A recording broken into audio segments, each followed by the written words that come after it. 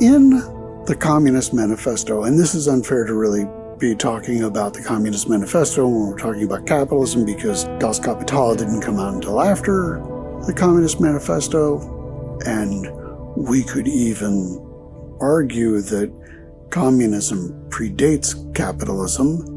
Don't try to argue that in a class, because people just say, no.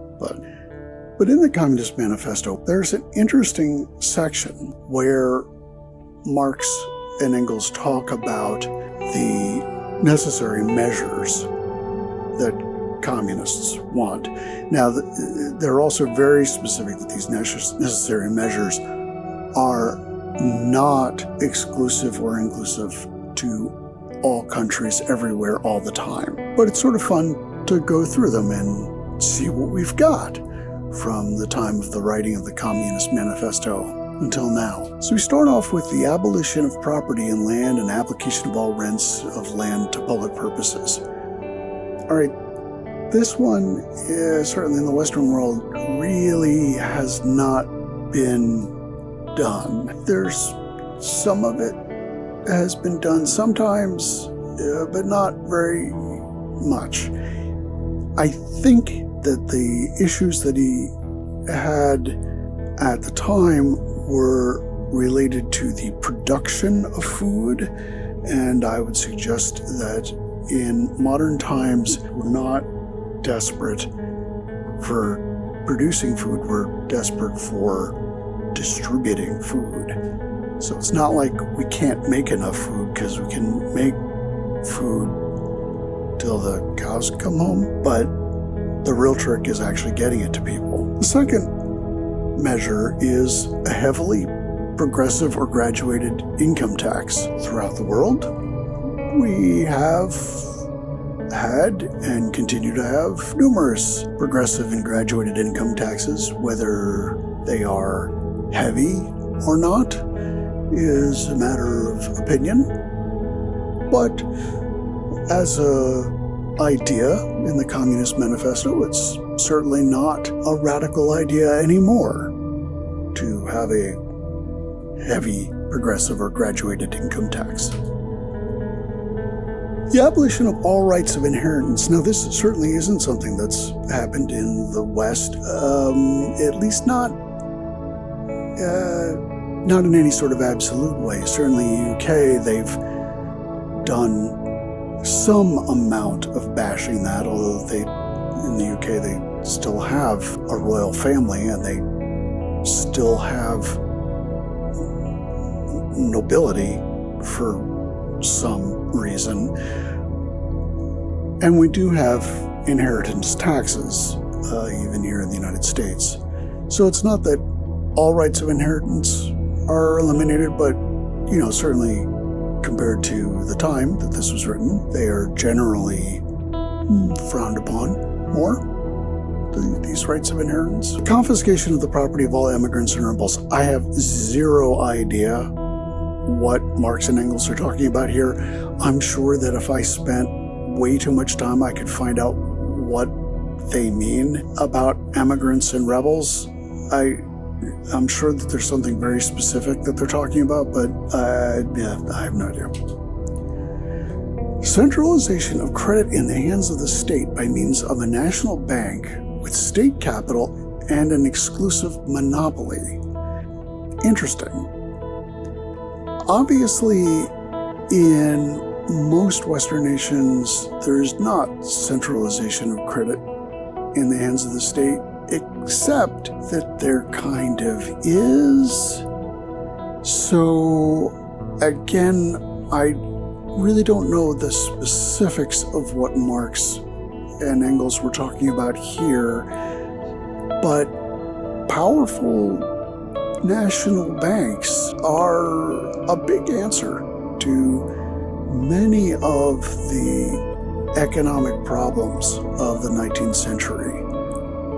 Things like a run on a bank is a thing that is relatively unheard of in the modern world, and it is because of the national banks and, in the United States, the FDIC. These are This used to be a radical idea.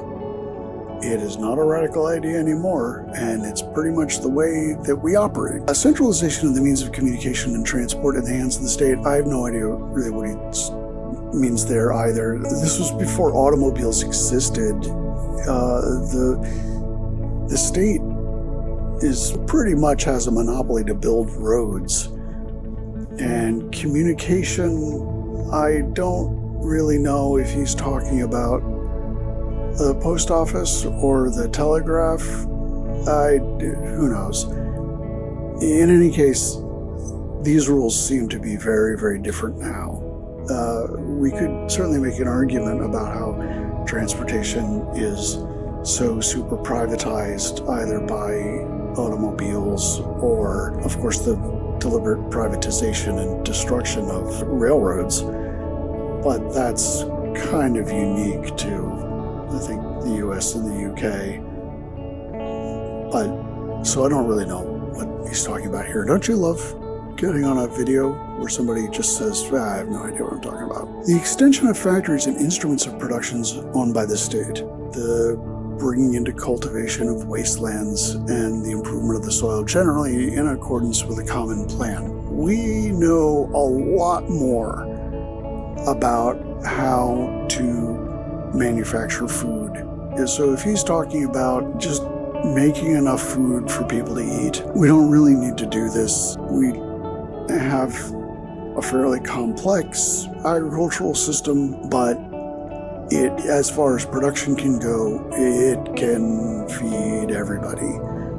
What we don't do is distribute the food to everybody. So this is a problem that got solved a very different way than what Marx could have conceived a good 100 and some odd years before the solutions were really figured out. I mean, they're always in flux, but boy, they really figured it out. The extension of factories and instrument of production owned by the state. Again, this maybe is not something that this maybe is a big old definition of communism that simply doesn't apply to what's done in the United States. At least not all the time. Private companies are used, but the state does have a whole lot to say about what these private companies do. Getting back to the whole idea of socialism for the rich, and well, yes it is. And it's also socialism for large corporations, for good or for bad. Equal liability for all to work, and the establishment of industrial armies, especially for agriculture. Well, again, I'd say that for agriculture, this is not a thing. We have mechanized agriculture. If the goal here is to get enough food for everybody, we know how to do that. We don't need equal liability for all this work. We can kind of let the farmers do their thing. The other idea that's sort of implied here is the establishment of industrial armies. I don't really know that we need them. We have so much stuff.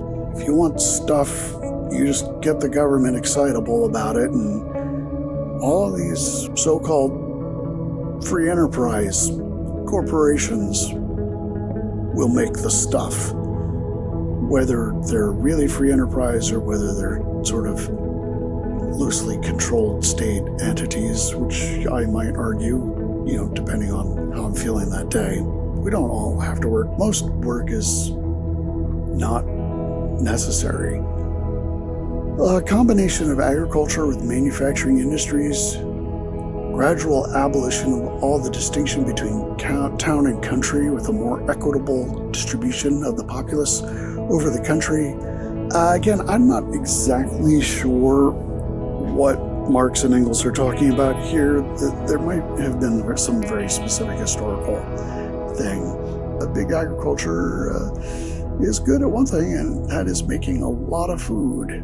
And it can even do it. I mean, we even know how to do it without even destroying a whole lot of the environment. So we can do that without